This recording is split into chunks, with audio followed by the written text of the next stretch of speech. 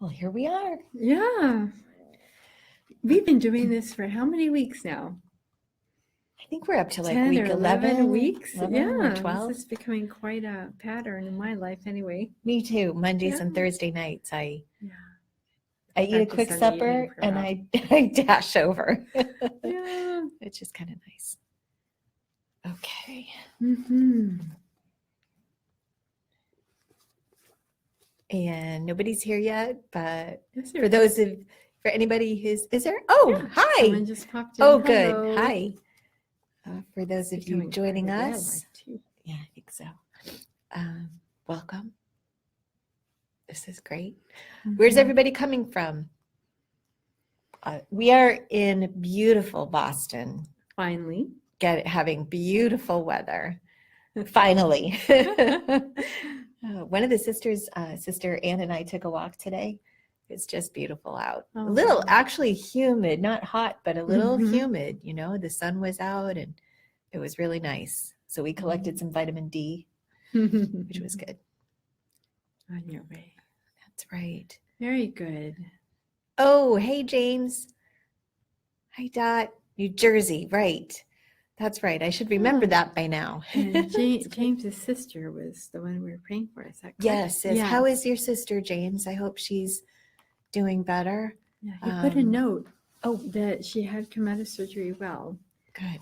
But they're not out of the woods. I haven't been online much today, so I haven't been able to check messages.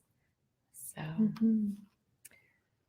well, shall we? Well, we're 5. Wow, we're growing fast. Okay. Oh, I don't have a watch on. Is it time to go? It is. It's 7:04, so I think we're good to start. So we're going to start. Hello, Lisa. South Florida. Oh, 80 degrees sounds wonderful. That's great. So today's check-in is going to be a takeoff of Monday's discussion that we had about the small gestures and what St. Teresa, the little flower, had to offer to us, her wisdom.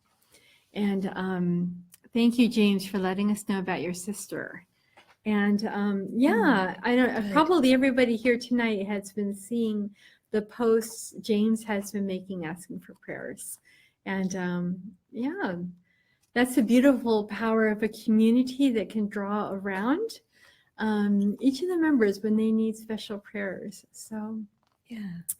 And good. So I was thinking we could start with a psalm that also talked about littleness, and probably a psalm that Therese, the little flower, enjoyed reading herself. Yeah, I would think so. I remember when I first read this psalm, I thought, this is very strange. But it's a really beautiful psalm about being little, being childlike. And I wonder if Jesus had it in mind when he talked about you must become little to enter the kingdom of heaven. I just wonder if this was one of the places where he, got that insight. So it's Psalm 131. O Lord, my heart is not lifted up. My eyes are not raised too high. I do not occupy myself with things too great and too marvelous for me. But I have calmed and quieted my soul, like a weaned child with its mother.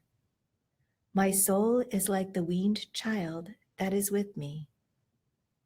O Israel, hope in the Lord, from this time on and forevermore.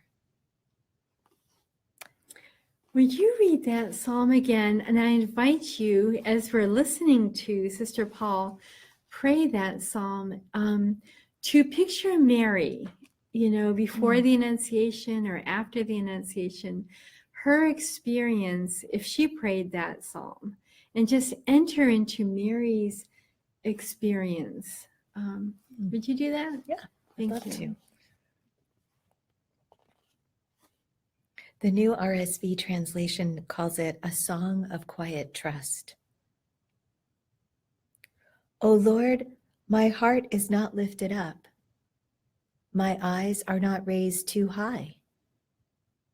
I do not occupy myself with things too great and too marvelous for me. But I have calmed and quieted my soul, like a weaned child with its mother. My soul is like the weaned child that is with me. O Israel, hope in the Lord, from this time on and forevermore.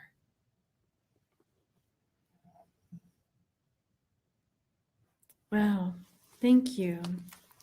I want to read, taking off on the concept of Mary and her littleness, a little piece from a little tiny book called My Ideal. And it's by Father Emil Newbert from the Academy of the Immaculate. And he has in the first half of the book, Jesus speaking about how to love his mother. And in the second part, the Blessed Mother speaks to the person herself. And I just want to read this very beautiful part where Jesus says how he became Mary's child.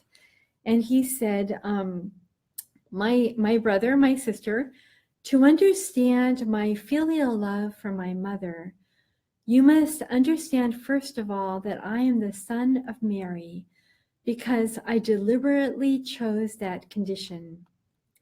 In all truth, I am her child, and I willed to be formed of my mother's substance like every other child. I wanted to be nursed by her. I wanted to be brought up and cared for by her. I wanted to be entirely subject to her. I am her child, much more truly than you are your own mother's child. For from Mary alone, I will to derive my whole humanity. Now, I want you to realize that in choosing to be her child, I was motivated by love. I was motivated by love for my Heavenly Father, whom I would glorify. I was motivated by love for my mother, who was to give me more joy than all angels and men together, and also by love for men, in particular for you, my beloved son.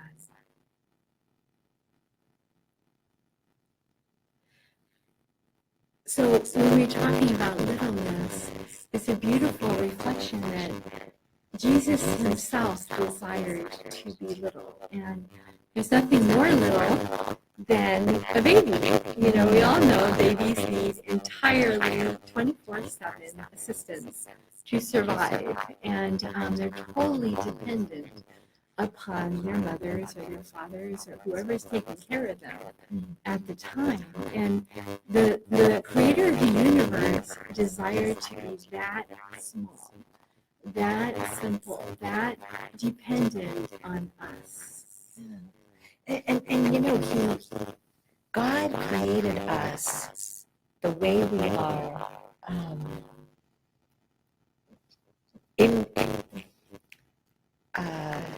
I want to say like not really incomplete, but yes, incomplete. We're not complete without relationships and community, without a family, without a relationship with God. And I think it's that dependence on God that oh, they're having sound issues. Okay, static. Okay, let me just see here. Okay. And how is that? Is that better? We'll wait and kind of see. Unless, nope, it should be okay. It looks like it's going okay. Oh, it still says interference. Do you want to just switch mics? Yeah.